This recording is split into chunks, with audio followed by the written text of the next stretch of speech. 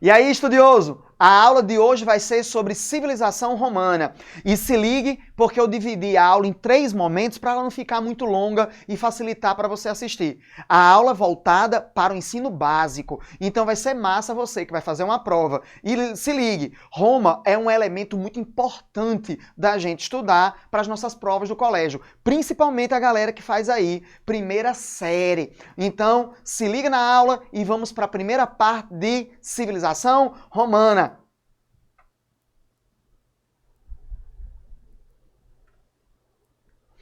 Muito bem, olha só, acompanha aí o slide da nossa aula, só para a gente já ter uma ideia de como a civilização romana ela é complexa. O primeiro elemento é a gente discutir que quando falamos de Roma, não estamos falando da capital da Itália. A Itália, aquele país? Pois é, nós não estamos falando mais daquela cidade. Nós estamos falando de uma cidade-estado que existiu durante milhares de anos. Não é a capital da Itália, apesar de ser o mesmo lugar. Mas quando falamos de Roma, também podemos falar de uma civilização. Acredita nisso? Pois é, uma cidade que é uma civilização, uma cidade que foi uma civilização, uma cidade que vai ter uma complexidade linguística, arquitetônica, religiosa, mitológica, política e econômica. Uma cidade que durante determinados séculos dominou mais de 5 milhões de quilômetros quadrados. Então Roma é uma cidade. Roma também é uma civilização, mas Roma também é um império. Um império que dominou centenas de civilizações. Um império que dominou centenas de quilômetros, milhões de quilômetros quadrados de território. Teve uma economia própria, tendo uma ideia própria. Então, quando nós falamos de Roma, nós podemos falar de tudo isso ao mesmo tempo. Você tem que se ligar no texto da sua prova, na aula do seu professor, a que aspecto, a que momento ele está falando. Tranquilo isso? Caminhando, vamos dar uma olhadinha aí na nossa próxima parte da aula, que são as origens da civilização. Quando nós falamos da civilização romana, nós podemos falar de 2 origens. Uma é mitológica, que Roma foi fundada pelos deuses, pelo deus Ares e os filhos dele, o deus da guerra. A ideia do primato de Ares. Eita, que nome chique para você usar aí na sua prova, primato. A ideia de herança, a ideia daquilo que o Deus deu aos seus filhos, Rômulo e Rêmulo. Esses 2 caras, eles são filhos do Deus com uma mortal. E por isso se tem a ideia que a civilização romana tinha o direito de se expandir, tinha o direito de conquistar, tinha o direito de dominar. Mas por que exatamente isso acontece? Ora, simplesmente pelo fato de que eles são filhos do Deus da guerra. Claro, isso é uma origem ideológica, é uma origem que explica, que justifica o imperialismo, a conquista e o domínio. E os romanos incorporam isso na sua formação civilizacional. A outra origem é uma origem do período helenístico. Lembra lá de Grécia, lembra lá de Alexandre o Grande, um período em que se tem a ideia que a cultura ela pode se misturar, que a cultura ela é sincrética. Alexandre o Grande, imperador da Macedônia, que saiu conquistando povos, foi misturando suas culturas, misturando inclusive ecologicamente. Alexandre o Grande vai trazer plantas, animais do Oriente para o Ocidente e vice-versa. A civilização romana nasce dessa ideia de universalidade, de mistura, que vai impactar sua formação arquitetônica, sua língua, o seu direito. O direito romano está muito ligado a esses elementos de universalidade, de sincretismo e de mistura. Os romanos em si são formados por 2 civilizações. Os etruscos, que estavam no norte lá da Itália, e os gregos, que estão no sul da Grécia. Se liga aí, o sul da Grécia era chamada de Magna Grécia, a Grande Grécia, exatamente devido ao processo expansionista ateniense. Então os romanos têm um pouquinho dos etruscos ao norte, um pouquinho dos gregos ao sul. Juntou os dois e mais uma série de outros pequenos povos que habitavam a Península Itálica, nós temos então aquilo que chamamos de quê? Romanos. Uma civilização que nasce já de um conceito de universalidade e de mistura de comportamentos culturais. Olha aí o mapa para a gente analisar. Quando você olhar para o mapa, você tem que entender que ela é uma imagem produzida primeiro na mente, para depois ser produzida em alguma mídia material. Seja na pedra, seja no papel, seja no chão, seja em um teto.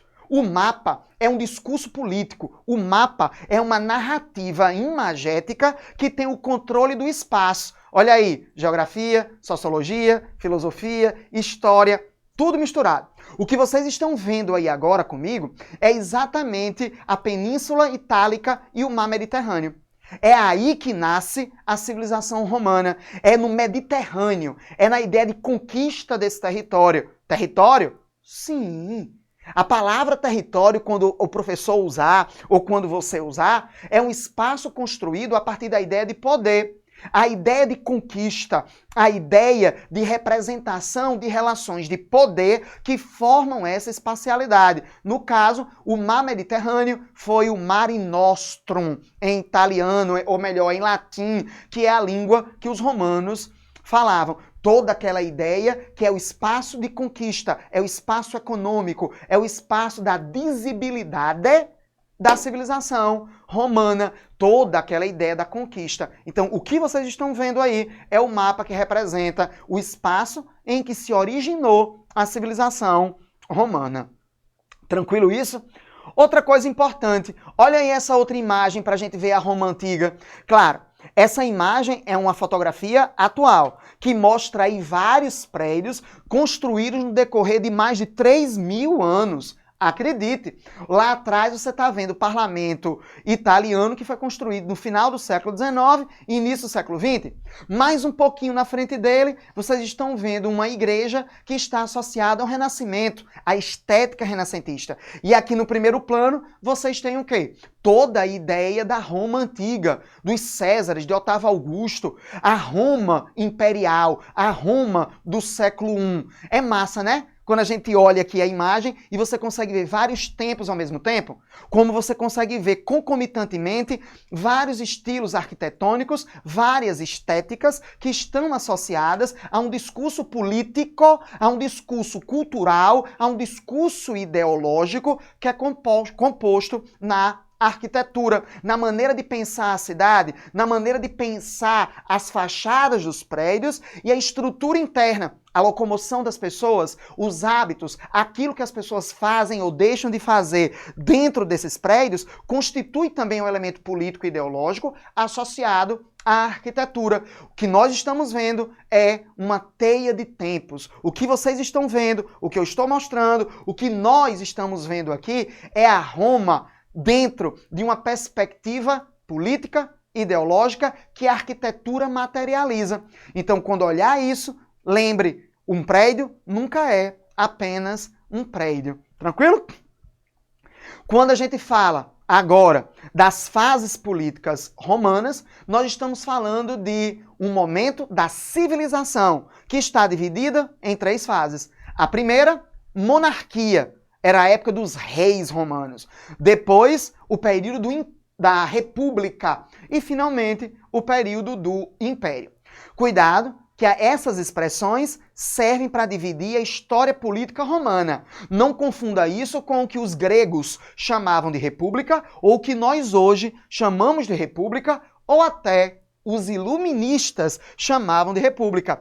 Cada período tem suas próprias necessidades, suas próprias demandas e respostas específicas a tudo isso. Então é legal, é massa que você pense um pouco sobre essas expressões. Roma é Roma, nós somos nós, os gregos são os gregos. 3 fases políticas romanas, não esqueça. Tranquilo? Caminhando. A primeira delas é durante a realeza. Roma é apenas uma cidade-estado que está sob domínio dos etruscos. Uma cidade pobre, uma cidade pequena, uma cidade que não tem nada com a Roma imperial, com a Roma republicana, nem com a Roma de hoje em dia, que é a capital da Itália. Nesse período, esses reis, inclusive, eles eram escolhidos por votação. Não é massa? A gente que está acostumado a achar que o rei é hereditário, estou trazendo para você uma coisa diferente aqui no Estudioso. Esses reis, eles eram eleitos por uma assembleia chamada de Senado.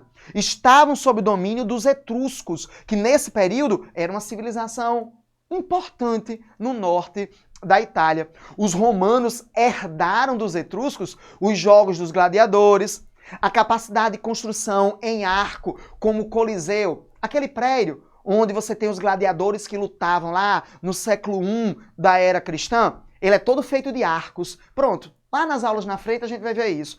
Isso é etrusco, como também o concreto.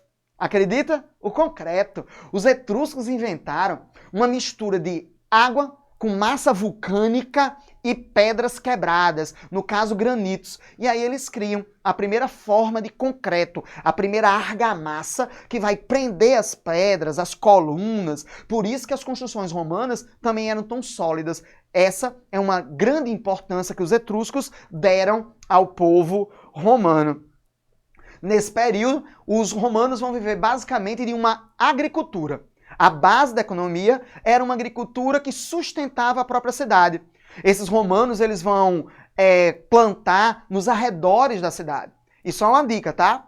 Até o século XIX, nós não temos diferenças entre a cidade e o campo. Quando eu digo cidade de Roma, não falo apenas da parte urbana em si, da parte das muralhas, dos prédios, das ruas. Eu também falo de tudo aquilo que são os arredores da cidade. Tudo isso é o quê? É Roma, a urbe. Olha que nome massa para você usar. Urbe, de urbano. É daí que vem o nome urbano. Roma, diferentemente da Grécia, concebe a ideia de urbe. A Grécia, de polis. São cidades, mas com elementos políticos, arquitetônicos e relações sociais dentro dessas estruturas diferentes.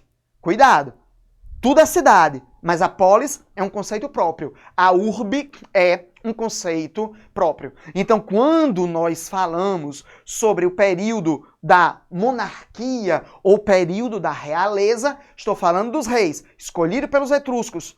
Eles são escolhidos pelos etruscos. E você tem o Senado como uma instituição pública na época que contribuía com o rei na administração e que era ele, o Senado, composto por patrícios, uma elite aristocrática, uma elite ligada ao campo, que escolhia esses reis. Só que tudo isso sob domínio dos etruscos. Pois então, estudioso, chegamos aí ao final da nossa aula, porque isso aí é que é um elemento importante para você saber sobre esse período, tá? No Enem não é muito importante não, mas sei lá, né, que o professor vai e cobra na sua prova e agora você é um estudioso e desenrola a primeira fase política da civilização romana, enriquecendo com você no Estudioso. Até daqui a pouco.